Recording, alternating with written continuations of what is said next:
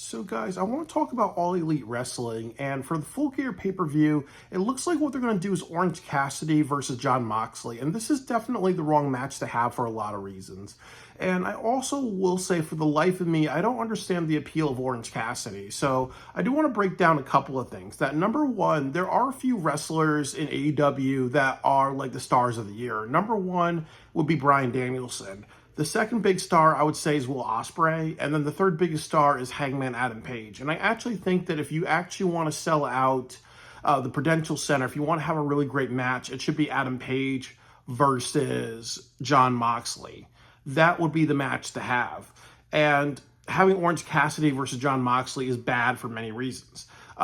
First of all, I want to talk about why Adam Page should be that person. That honestly, Adam Page is one of the most threatening wrestlers in All Elite Wrestling because he burned down Swerve's house. Number one. He's also a ruthless, violent wrestler. So everybody knows that if you're big as Bobby Lashley or Brian Cage, all the way to the size of John Silver or Marco Stunt, really, you're going to have, a fuck ton to deal with. He's an imposing threat. The next thing is that he can have really great stories and feuds, because obviously look what he did with Kenny Omega and himself. What would have happened if they had him and CM Punk and they had a feud? That would actually be great. What would happen if they actually had him and MJF? What would happen if they actually had him and Jon Moxley? These are all really great feuds and really great stories. So I really think that that's why I think that's the best move for him. He fits a champion, and what you need for a champion is somebody who picks fights, somebody who makes sense, and somebody who's a legitimate threat, really. And I think that Adam Page hits all those buttons. When you look at Jon Moxley, he's not a good champion because half the time you don't know what the fuck he's saying. He sounds, lack of a better term, he sounds like a schizophrenic. He's contradicting himself. He's speaking in a philosophical way that you don't get. And then also, too, when it comes to AEW, you let the wrestlers do a little too much creative freedom. So you don't have somebody saying, cut. Jon Moxley, you need to stop talking like a schizophrenic Bray Wyatt. You need to be Jon Moxley. You need to make sense. And we are actually going to cut all the footage. We're going to cut everything that you do until you actually agree to a script and make sense out of all this. Or else, you know what, you can leave the company, really, because, these things need to happen, really. There needs to kind of be a sense of putting people in their place. And Jon Moxley, yes, he is a good champion. He's actually held the AEW championship during a lot of hard times. He's a very good transitional champion. But the problem is, if you want him to be a real champion and a real legitimate threat and actually have his storyline go somewhere, you need to make sure we understand what the fuck he's saying. Because as I said, he sounds like a schizophrenic Bray Wyatt. He doesn't make any sense, really. So he's not the person to be the champion. And if you want somebody like Adam Page, who can pick fights with people, also somebody rubs him the wrong way, instigate that fight deeper. And then also, too, you take him and you make him a bad guy, or you say, he was with the Dark Order, so he do something where he and the Dark Order get an edge on Jon Moxley, and then what happens is that you actually do something where he betrays the Dark Order, and it's, a lesser of two evils, and you make him the champion, that a lot of people will be happy with that, because with Adam Page, he takes shit from nobody. And then also you made him a megastar this year with burning down Swerve's house at the controversial match that you had at All Out. And it kind of goes with this big issue with AEW, that you have wrestlers that do these groundbreaking things and you don't do anything with it. You look at Wardlow. He got over with him and MJF at a pay-per-view. You look at Darby Allin. He got over at the Sting retirement. He did nothing with that. You have, Adam Page. You did nothing with that after All Out. You had him fuck around with Jay White, really. So, definitely this is a way to kind of fix this problem. There is still life for Adam Page. The stupidest thing that they can do is have Jay White beat him, or they can have Juice Robinson, sneak attack him and do something silly where they associate Adam Page with silly bullshit. So that's the big thing. I think Adam Page is in the wrong spot, really. He is that wrestler that he needs to be built up as a big, strong badass. He has so much momentum from Swerve's house, So what if you had the Moxley Clubhouse and you had him blow that up or something like that? Adam Page is going to get a big reaction, and everybody's going to want to see Adam Page versus Moxley. That's their big money match. But, they're going to do the dumbass thing, and they're going to go with Mr. Comedy Kicks, Mr. Orange Cassidy. And there's a lot of problems with Orange Cassidy. Number one, he does the comedy kicks. Number two, he is a joke wrestler.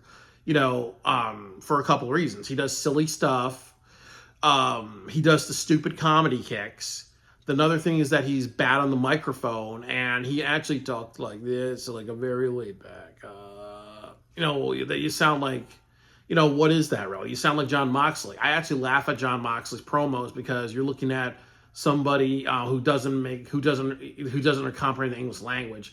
With Orange Cassidy, it's the same exact thing. You're looking at somebody who's so lazy, Sloth Style is so lazy in his dialogue, really. So that's going to be your world champion, or that's going to be somebody that could possibly be your world champion. Absolutely not, really. And then people wonder why AEW goes down in the ratings. Orange Cassidy is not it should never ever be a champion of AEW. You might as well have John Silver be face. You might as well have Evil Uno or John Silver face John Moxley, really, and have him headline World's End or the Thanksgiving Day show, because you want to go with, the worst choice possible, the lowest common factor, lowest common denominator. And then the other thing too with Orange Cassidy, like I've said, the money is in turning Orange Cassidy heel. So what if you did Adam Page versus John Moxley? Then you have Orange Cassidy fuck up that match, really. And then what happens is that it's decided that there's going to be a match at the Thanksgiving Day show, and it's going to be Adam Page versus Orange Cassidy.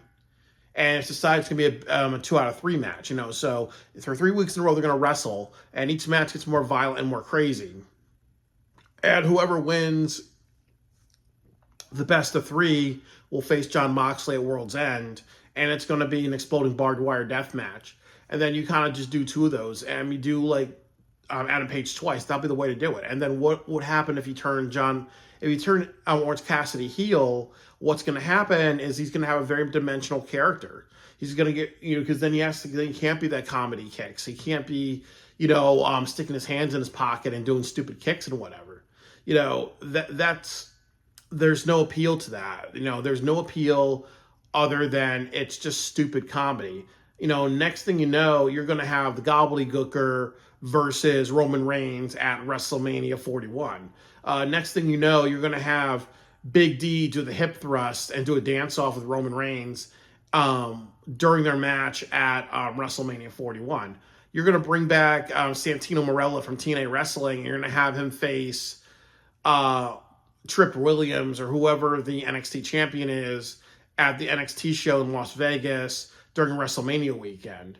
Oh, you're going to do something like you're going to actually have, let's say you take somebody on the roster like R-Truth, and you're going to have him face, Gunter, and you're going to have the What's Up rap. You're going to have him do the dumb dance. You're going to have Little Jimmy do, the 5-knuckle shuffle on Gunter and all that, and all that shit.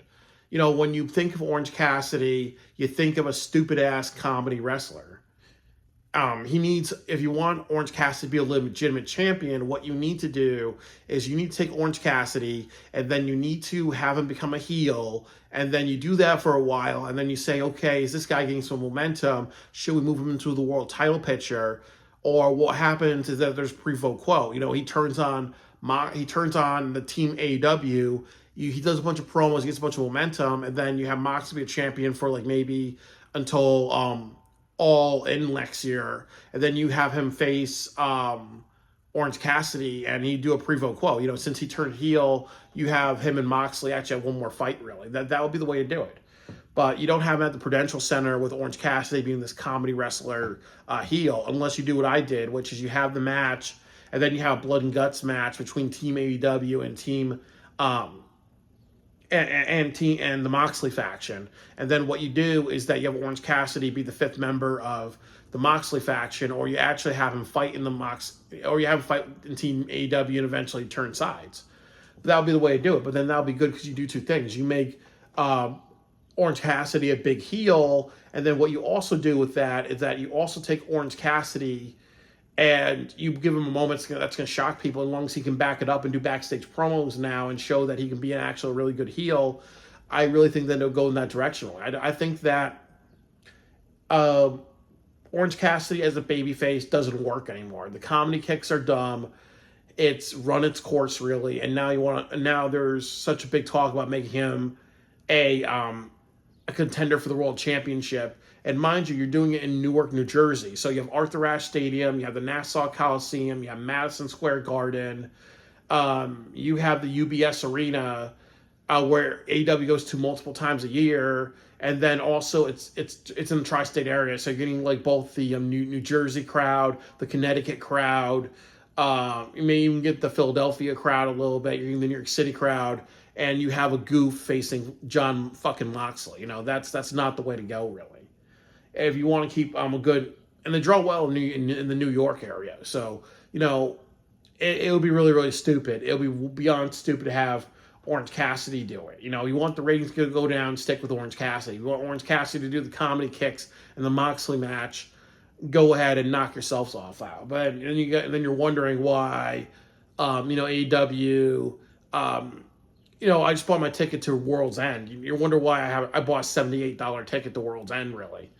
And most people, are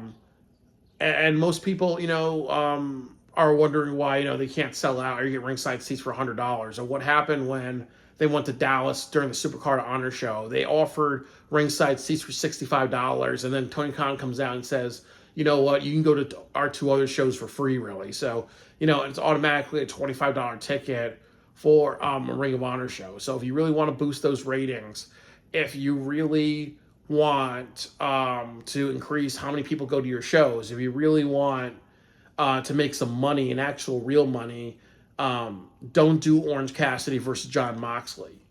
Don't do that. Have Adam Page versus John Moxley.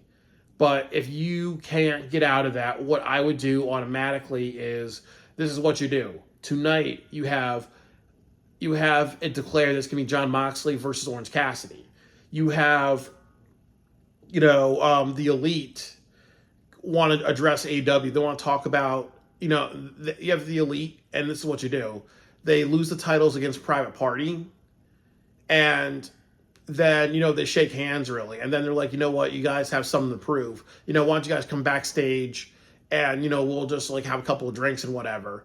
Then you do something where you show Private Party all beaten up and bloodied, and then a bunch of people are knocking on the EVP's door, like, what the fuck's going on? And you see Okada on the ground, really, when they kick down the door all bloodied, and then you kind of see the Young Bucks all beaten up, and then you kind of see a Moxley M on the wall and stuff like that, and then it sets up what you should have, a Blood and Guts match, and then you have the Blood and Guts match, Team AEW versus the Moxley faction. So you have Pac, you have Pac, Claudio, Moxley, Wheeler Yuta, and Moxley in that. You have all those people. And if you want to put Marina Shafir in that, and then you have Nyla Rose in the other one, you do that. And then in Team AEW, you have the Young Bucks, and then you also have Private Party. You have Young Bucks, Jack Perry, Daniel Garcia,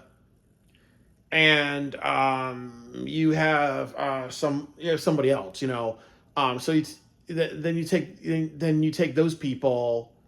Or even Evil Uno. You take those 5 versus 5, and then, this is what you do. Fuck it. You have the Moxley faction. You have all the members. You have Moxley, Pac, Claudio, Wheeler Yuta, and Marina Shafir. And then you do Team AEW. Danny Garcia, Jack Perry, the Young Bucks, and they're going to have a surprise member at the end. So, what you do, and Orange Cassidy, you get them all together, really. So what you do is you have the match, and at the very, very end, what happens is that Orange Cassidy comes out, and he betrays Team AEW and joins the Moxley faction. And then also during the match, what happens is that, also during the end, Jack Perry, he gets hit by the Moxley faction and he's down for a while. And Orange Cassidy does something where he's about to hit Jack Perry again, and then he turns, and then they both attack. They both join Team AEW. They both join the Moxley faction. Then you both have Jack Perry, and then you also have Orange Cassidy and the Moxley faction. And then also you can do something where, like in the 5-on-5, you can also have, you can incorporate, who else? You can incorporate Darby Allin in it as well if you want to do that. Or maybe Adam Page at the end. So there's a lot of things that you guys can kind of do with all that. So that'll be the way to get out of it. That'll be a way more compelling thing than just you have Jon Moxley there versus Orange Cassidy. He beats Orange Cassidy, and then maybe what happens is that he becomes a heel later on, or you have like him almost win, or you actually have him win. You know, like you said, you go with Orange Cassidy, you're gonna fuck up the whole thing, really. So I don't understand the appeal of Orange Cassidy. He's a comedy wrestler. He's like the white R-Truth.